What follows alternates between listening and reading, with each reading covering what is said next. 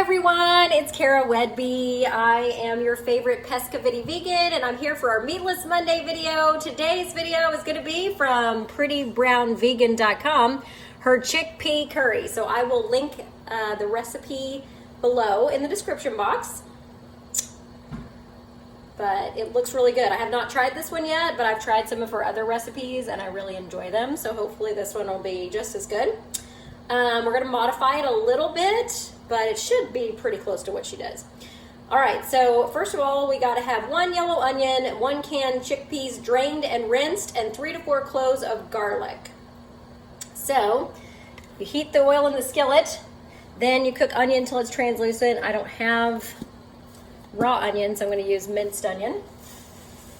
So 1 onion is about 3 tablespoons of this chopped onion here, minced onion. So I'm gonna put that in there, and then it says add in your chickpeas and cook till they're soft, and then add in ginger and garlic. So I want the garlic to toast since I'm using garlic powder. Thanks to my friend Nikki. So I'm going to do the 3 to 4 cloves garlic, which 1/8 of a teaspoon is 1 clove, so 2 is 1/4, so about half. Oh, that onion already smells good.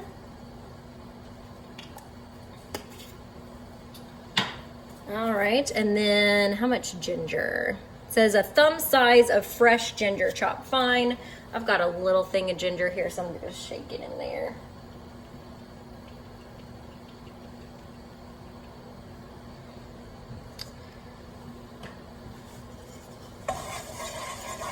All right, that's toasting up nice.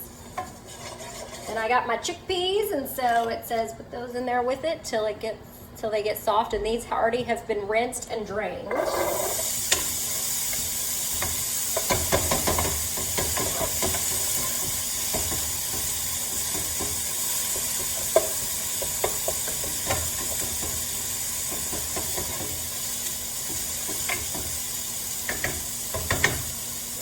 got the chickpeas out of there.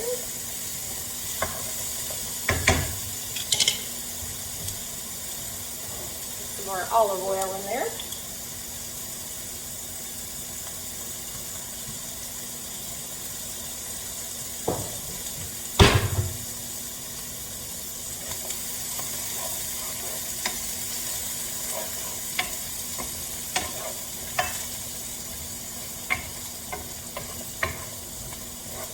I've already made the rice to go with this in the rice cooker, and I used curry seasoning for that.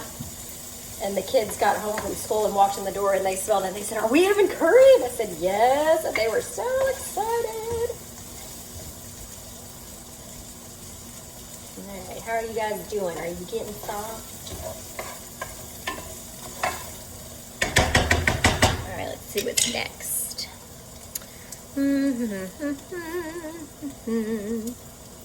Add in spices and cook until the smell of the spices fill the air. Okay, so here is where we're gonna get a little different from what the recipe says.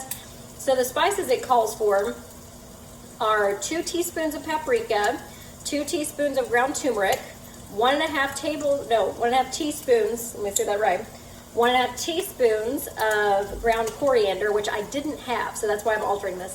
1 teaspoon ground cumin. So those are the spices. Now, all of those spices are in curry powder. If you just read the ingredients here, they're all in there. So I'm just gonna use curry powder to the equivalent of what this would have equaled. So I'm gonna do about 2 tablespoons of curry powder. Because I didn't have ground coriander. I have coriander seeds, but I don't have like a grinder. I need to get one. I don't drink coffee, but if I had a coffee grinder, that would probably work for it, but I do not. So I don't have a good way to grind them up. Somebody may be able to suggest something in the comments, but since I didn't have a good way that I knew of to grind them up, I'm using the curry powder because it has all the same ingredients. So.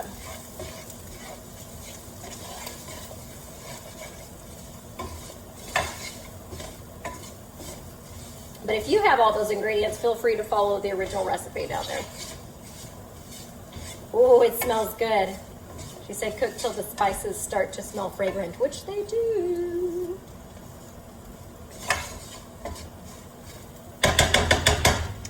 Yummy, yummy. All right, so once we've done that, add tomatoes and broth and then simmer. Okay. So the tomatoes is 1 15-ounce can crushed tomatoes. I have diced. It does not say to drain them, so I'm pouring them in as is.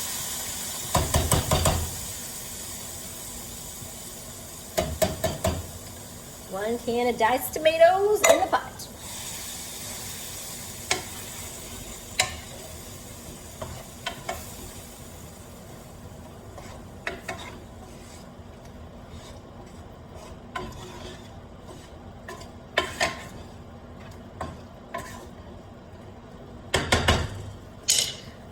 All right, so it says add the tomatoes and the broth and then simmer. Let me see how much broth. So we need 1 1/3 cup vegetable broth. I got my organic vegetable broth right here. And my cup measure's in the dishwasher, so I'm using my 1/3 cup measure. So 1, 2, 3 is a cup, and then it says a cup and a third, so 1 more. All right, that's a cup and a third of broth. It says to simmer.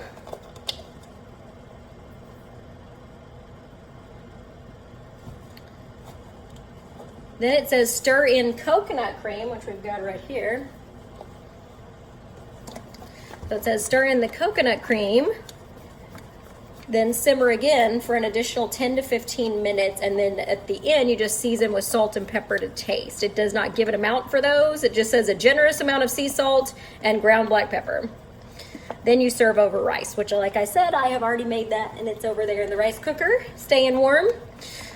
All right, so once this starts to simmer, I'm going to stir in this coconut cream, and then we'll let it simmer for an additional 10 to 15 minutes.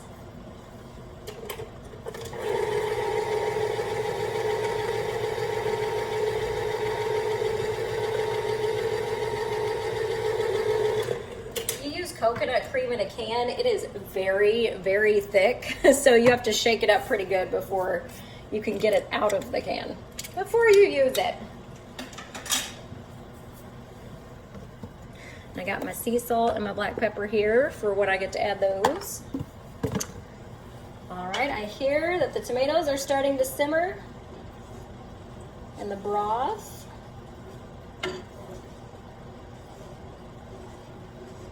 Oh, it smells so good. I love curry.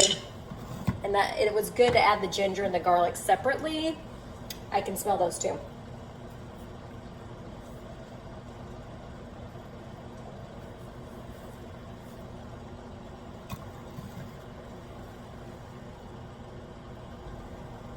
All right, so adding in the coconut cream. And now we need for it to simmer again. And once it gets up to simmer, we simmer for an additional 10 to 15 minutes. Probably so the sauce can thicken with the cream in there.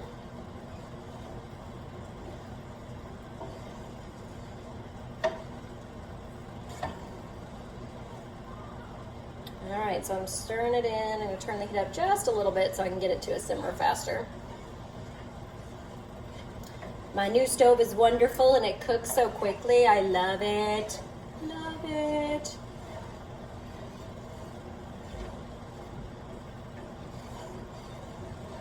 All right, so the coconut cream's melting in there. We're gonna simmer it for 10 to 15 minutes and then I will come back and do the rest. Bye. Okay, I'm back. It's been 15 minutes since I let the sauce simmer. And now I'm going to add the salt and pepper. It says a generous amount of sea salt. And then some pepper as well. So let me stir that up and taste it and see if it needs anything else.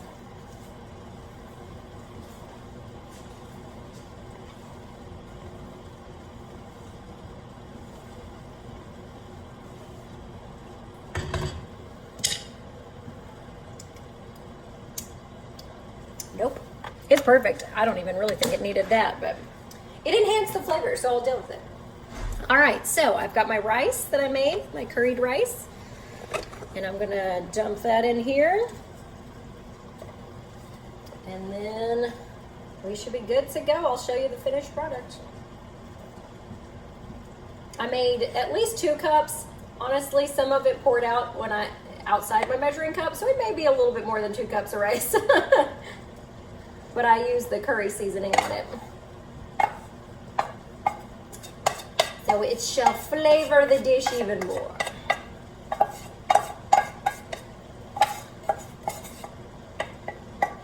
All right, there's my rice.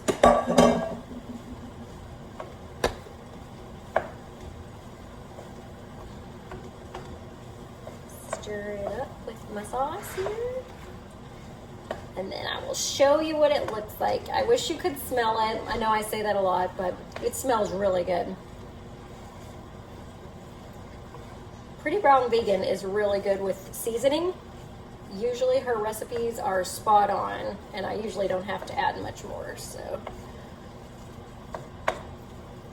if you don't have curry powder and you want to use those individual seasonings in the recipe that I'm going to link below, then you can do that, and I'm sure they are spot on.